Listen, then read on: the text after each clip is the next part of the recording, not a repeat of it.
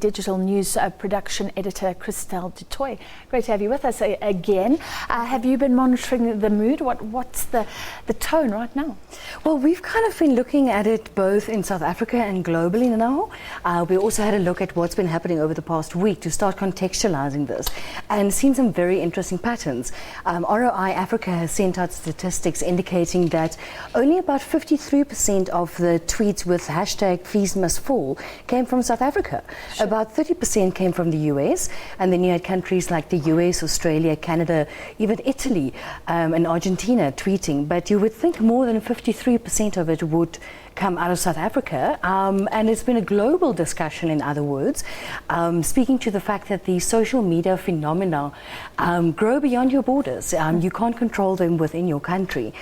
We also looked at the ROI Africa looked at the main news of the past week, and it has been dominated obviously by FeesMustFall, by the minister, by the student protests, and then you have the Rugby World Cup and Oscar Pistorius featuring to an extent. Well, that's interesting. I guess this has drowned out the noise around Oscar Pistorius.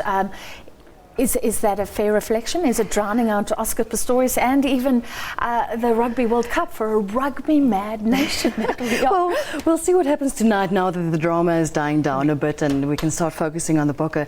But it has, in fact, and it's very interesting because Oscar, since the start of the Oscar story and tragedy, one should say, and the coverage around it, Oscar has been a phenomenon in South Africa on social media. It trended tremendously for years and years, and it set the bar. So yes, for something to overtake that speaks to the pure power of how the students were harnessing social media and the fact that it was very sophisticated. It wasn't just an ad hoc thing.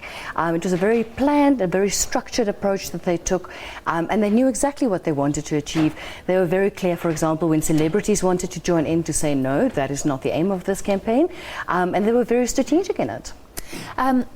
Does this show to a certain extent that we are trendsetters?